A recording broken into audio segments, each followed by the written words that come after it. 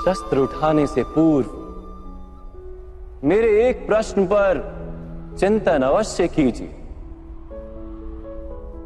यदि मैं आपसे कहूं जो अश्वत्थामा मरा है वो वास्तव में आपका पुत्र नहीं, एक हाथी, तो क्या आपका जीवन आपको पुनः मधुर प्रतीत होने लगेगा? क्या आपका हृदय फिर से करुणा से भर जाएगा? यथार्थ कह रहे हैं वासुदेव। वास्तव में मेरे पुत्र की मृत्यु नहीं हुई।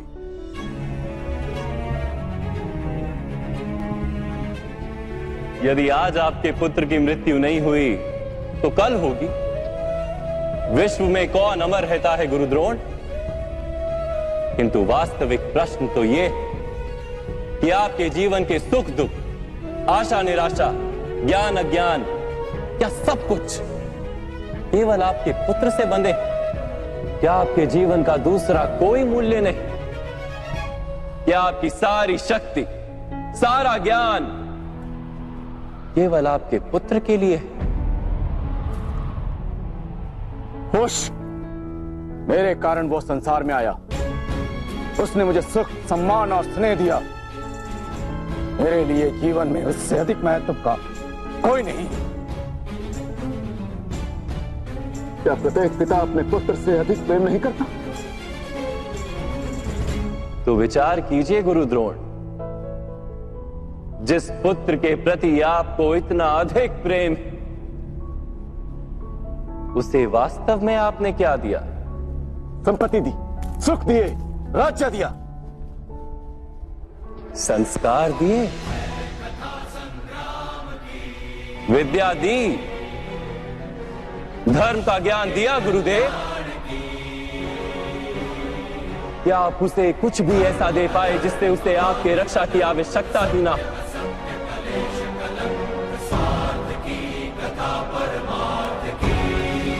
मैं मानता सब अर्जुन तथा अंगराज कर्ण की भांति महान योद्धा नहीं बन पाते, किंतु आप अपने पुत्र को उचित निर्णय लेने का शिक्षण तो दे ही सकते थे।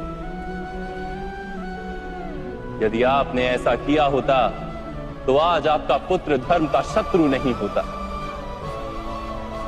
और आपको भी अधर्म के पक्ष में रहकर युद्ध नहीं करना पड़ता। मैं अपने पुत्र अश्वत्थामा को सारे सुख देने की इच्छा रखता था वासुदेव। मेरे पुत्र अश्वत्थामा के प्रति मेरे मन में प्रेम के कारण। प्रेम तो उन्नति देता है, उचित अनुचित का ज्ञान देता है गुरुदेव। प्रेम होता तो आप भी अधर्म से नहीं बंधते और आपका पुत्र भी अधर्म से छूट जाता। वास्तव में ये प्रेम नहीं, आपके मन का मोह है। प्रेम और मोह के बीच क्या भेद होता है, क्या आपने कभी विचार किया?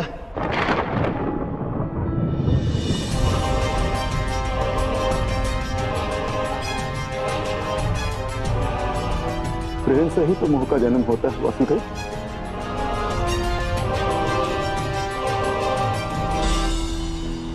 नहीं, वास्तव में जहां प्रेम होता है वहां मोह होता ही नहीं। प्रेम का जन्म करुणा से होता है और मोह का जन्म अहंकार से। प्रेम कहता है कि मेरे पुत्र को ईश्वर संसार के सभी सुख देंगे और मोह कहता है कि मैं अपने पुत्र को संसार के सारे सुख दूंगा। प्रेम कहता है कि मुझे अपने पुत्र पर गर्व और मोह कहता है कि मेरे पुत्र को मुझ पर गर्व। प्रेम मुक्ति देता है गुरुदेव, मोह बांधता है। प्रेम धर्म है गुरुदेव और मोह अधर्म।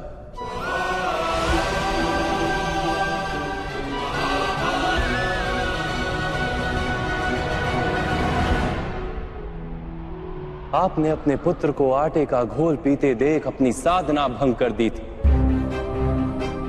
उसके स्थान पर अपने पुत्र को आटे के घोल से संतोष मानने की शिक्षा दी होती।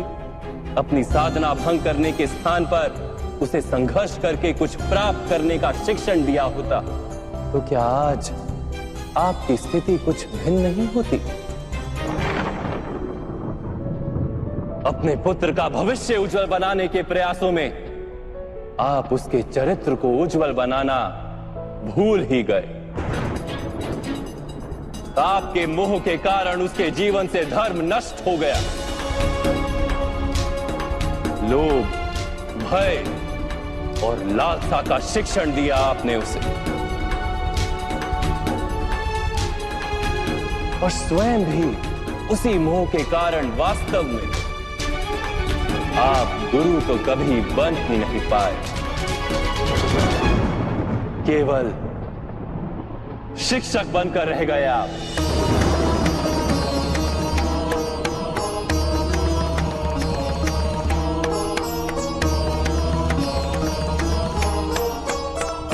ऐसा क्यों कह रहे हैं वासुदेव?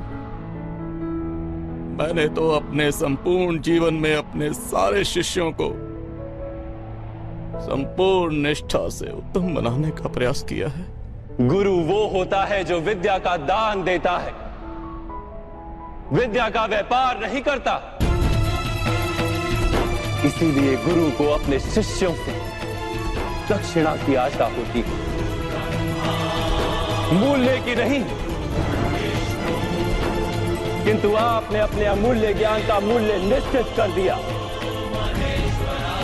अपने ज्ञान के बदले में अपने शिष्यों से प्रतिशोध मांगकर आपने न केवल अपने जीवन में विष घोल दिया, अपितु अपने शिष्यों के जीवन में भी विष घोल दिया।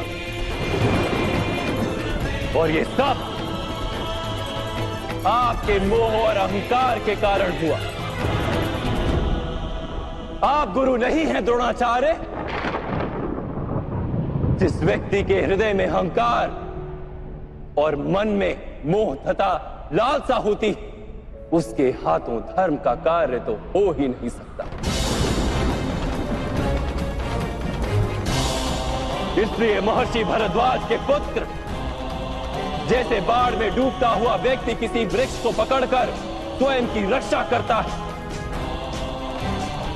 वैसे ही इस अंत समय में धर्म को पकड़ लीजिए। आज समय है उचित निर्णय लेने का। मोह का त्याग कीजिए। मैं इसी क्षण आपके प्राण ले सकता हूं, किंतु मेरी इच्छा है कि आप जीवन में एक उचित निर्णय स्वयं लें।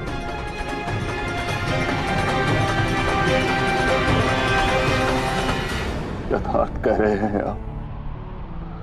मेरा ही दोष था कि मेरे पुत्र अश्वत्थामा को दंड प्राप्त हुआ।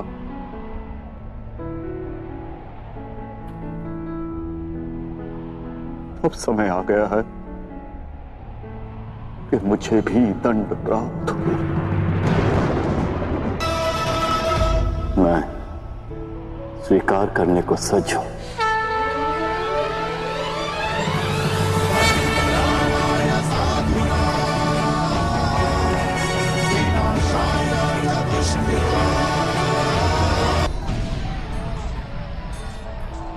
मेरा अंत समय आ गया है वासुदेव।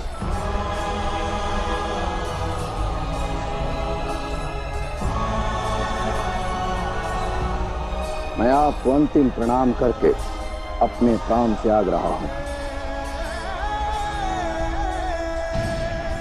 मेरी पुत्री समान द्रौपदी से कहना, महर्षि भरद्वाज के पुत्र द्रोण ने मृत्यु से पूर्व उसकी क्षमा मांगी थी।